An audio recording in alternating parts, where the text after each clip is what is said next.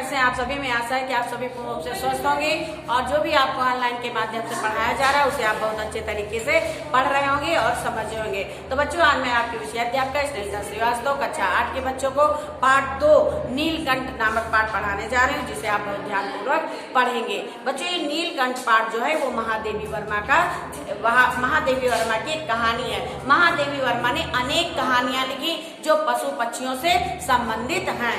तो आइए हम आपको नीलकंठ पाठ पढ़ाने जा रहे हैं। इसके लिए आपके पास किताब होना बहुत जरूरी है।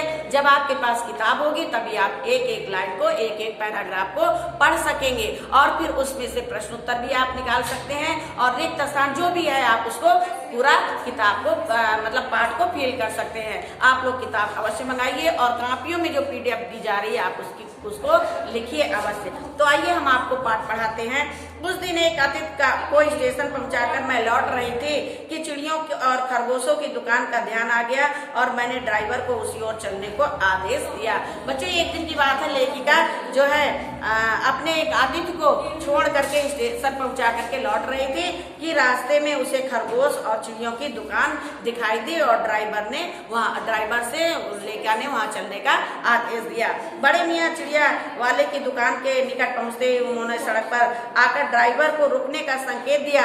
मेरे कोई प्रश्न करने से पहले ही उन्होंने कहना प्रारंभ किया, सलाम गुरुजी, पिछली बार आने पर आपने मोर के बच्चों के लिए पूछा था। शंकरगढ़ से एक चिड़िया मार 2 मोर के बच्चे पकड़ लाए थे। एक मोर है, एक मोरनी, आप पाल लें। मोर के पंजों से दवा बनती है, सो ऐसे ही लोग खरीदने आए थे। आखिर मेरे सीने में भी तो इंसान का दिल है, मारने के लिए ऐसी मासूम चिड़िया को कैसे दे दूं? टालने के लिए मैंने कह दिया गुरुजी ने मंगवाए हैं। वैसे ये कमबख्त रोजगार भी खराब है, बस पकड़ो मारो मारो। यानी कहने का मतलब ये है कि चिड़िया जो है महादेवी वर्मा को चिड़िया पालने का बहुत शौक था। तो उनका जो ड्राइवर है वो दुकान वाले से स्वयं वार्तालाप करने लगता है कि ये चिड़ियों का बिजनेस ऐसा है जो चिड़िया खरीदी जाती हैं और उसके बाद उनको मार दिया जाता है। बड़े मियाँ के भाषण की तूफान मेल के लिए कोई निश्चित स्टेशन नहीं था। उनका ड्राइवर ऐसा बोल रहा था, लगता था रुकने का नाम ही नहीं ले रहा है। सुनने वाला थककर वहां रोक दे वही स्टेशन मान लिया जाता था। इस तथ्य से परिचित होने के कारण ही मैंने बीच में उन्हें रोककर पूछा, मोर के बच्चे कहाँ हैं? बड़े मियाँ के हाथ के संकेत के अनुसार अनुसरण करते हुए मेरी दृष्टि एक तार के छोटे से पिंजरे पर पहुंची जिसमें तीतरों के समान 2 बच्चे बैठे थे। पिंजरा इतना संकीर्ण था कि वे पक्षी सावक जाली के गोल फ्रेम में किसी जड़ चित्र जैसे लगते थे। लेखिका ने कहा कि पक्षी कहाँ हैं? तो उन्होंने देखा कि एक पिंजरे में वो दोनों पक्षी बैठे हुए हैं। मेरे निरीक्षण के साथ साथ बड़े मियाँ की भाषण मेल चली जा रही थी। ईमान कसम गुरुजी, चिड़िया मार ने मुझे मोर के जोड़े के नगद 30 रुपए लिए हैं।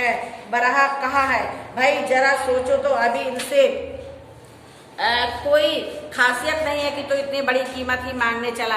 बच्चों, वो 2 पक्षी थे, वो लगते थे तीतर हैं, तीतर की तरह वो दोनों मोर के पक्षी लगते थे।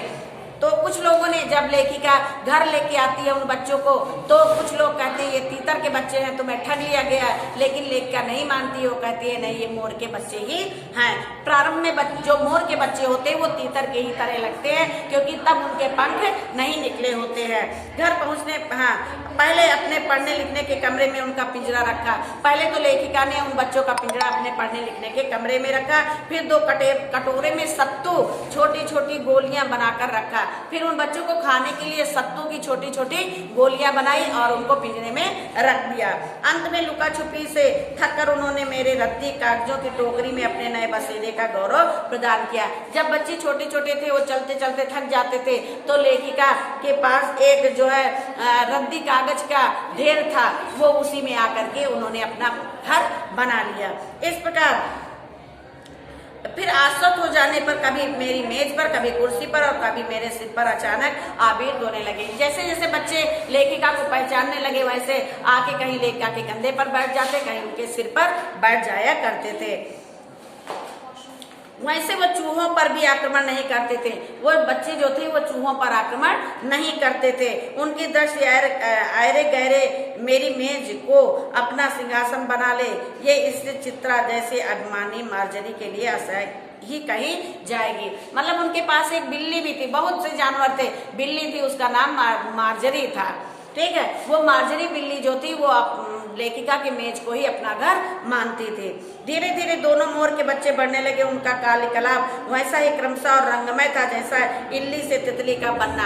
अब धीरे धीरे वो मोर के बच्चे बड़े होने लगे, जैसे एक छोटी सी इल्ली होती है और फिर वो तितली बन जाती है। मोर के सिर पर की कलगी और संगन ऊंची तथा चमकीली हो गई। अब मोर के बच्चे जब बड़े हो गए तो उनके सिर पर कलगी आ गई और उनके पंख भी आ गए, अधिक बंकिंग और पैनी हो गई, उनकी चोंच भी पैनी हो गई, गोल आंखों में इंद्रनील की नीलाभ झलकने लगी। अब वो बच्चे धीरे धीरे बड़े होकर के मोर का रूप लेने लगे।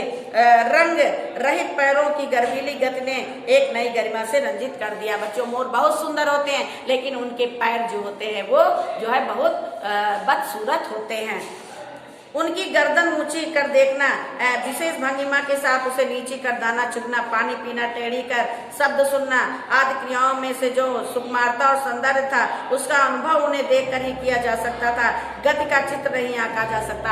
उनकी गति ऐसे थी, वो दाना चुगते थे, सर ऊपर उठा के किसी की बात सुनते थे। ये उनके जो क्रियाकलाप थे उसका वर्णन नहीं किया जा सकता। मोरनी का विकास मोर के समान चमत्कारी तो नहीं हुआ, परंतु उसकी लंबी धूप छाही गर्दन, हवा में चंचल कलगी पलकों की श्याम श्वेत पत्रलेखा मंथर गति आदि से भी मोर की उपयुक्त सहचारणी होने का प्रमाण देने लगी। मोर जो है, मोरनी जो थी वो मोर की अपेक्षा कम बढ़ रही थी। मुझे स्वयं ज्ञात नहीं कि कब नीलकंठ ने अपने आप को चिड़ियाघर के निवासी जीव जंतुओं का सेनापति और संयुक्त रक्षक नियुक्त कर लिया। अब धीरे धीरे मोर इतने बड़े हो गए कि वो पक्षियों के सेनापति बन गए।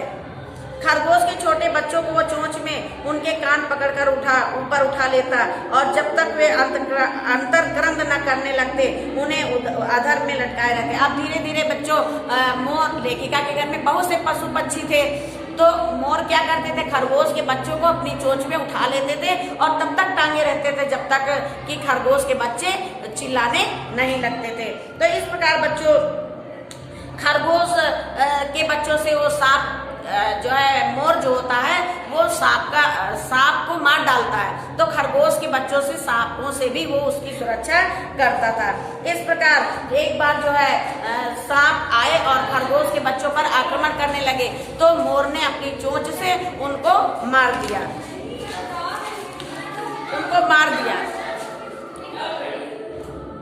अब सांप के पंजों को सांप के मुंह को उन्होंने अपने पंजों से दबाया और फिर क्या किया, उसको चोंच से अधमरा कर डाला। राधा ने सहायता देने, अब मोर के जो मोरनी थी उसका नाम राधा रखा गया था और मोर का नाम नीलकंठ रखा लेखिका ने। परंतु अपनी मंद केका से किसी असामान्य घटना की सूचना अब सब ओर प्रसारित कर दी। अब जब कोई भी अशुभ सूचना होती थी तो वो अपने आवाज से सबको सूचित कर देते थे। जो नीलकंठ था, मोर था, वो और राधा जो थी वो अपनी आवाज से दूसरों को सूचना दे देती थी।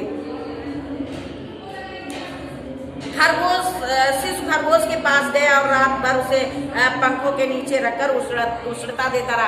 अब बच्चों, खरगोश जब घायल हो गया, सांप ने उसको घायल कर दिया, तो वो मोर क्या करता है, उसको लेकर के जाता है और उसको नीचे बैठा देता है और अपने पंखों की जो है छाया में उसको बैठा ले रखता है, उससे गर्मी देता रहता है। मयूर कालप्रिय वीर पक्षी है। मयूर जो है वो कालप्रिय वीर पक्षी है, हिंसक मात्र नहीं है, वो किसी की हिंसा नहीं करता लेकिन वीरता से सबका मुकाबला करता रहता है।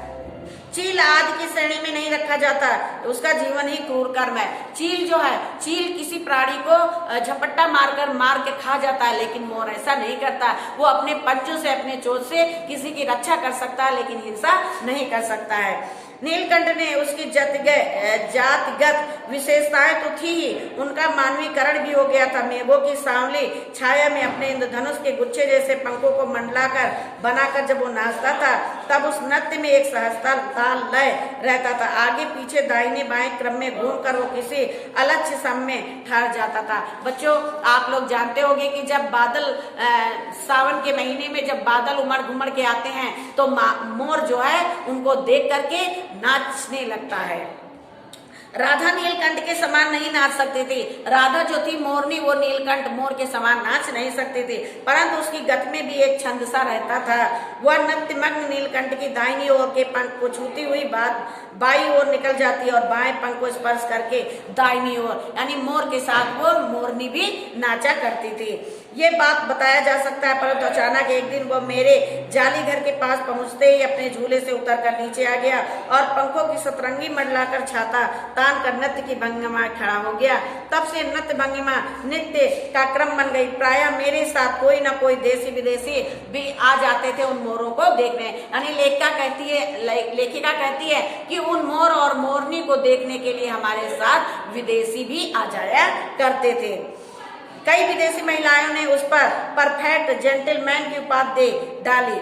कई तो महिलाएं ऐसी थी जिन्होंने उसे परफेक्ट जेंटलीमैन की उपाधि दे दी। तो बच्चों, आज हम आपको यहीं तक इस पाठ को यहीं तक पढ़ाएंगे, यानी कि पेज नंबर 12 तक पढ़ाएंगे।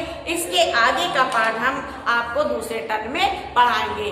तो हमें आशा है कि आपको ये पाठ महादेवी वर्मा का जो पशु पक्षियों से संबंधित है आपको बहुत अच्छा लगा होगा और आप इसे बहुत अच्छे तरीके से पढ़ेंगे। इसके आगे का भाग जो हम नहीं पढ़ा पाए हैं अभी, जो हम दूसरे टर्म में पढ़ाएंगे, आप इसको जरूर पढ़ के रखना। जिन लोगों के पास किताबें हैं वो इसके आगे का पाठ अवश्य पढ़ेंगे और जिन लोगों के पास किताबें नहीं है वो किताबें अवश्य मंगवाएं। तो बच्चों, इस पाठ का आधा भाग आज यहीं पे समाप्त होता है।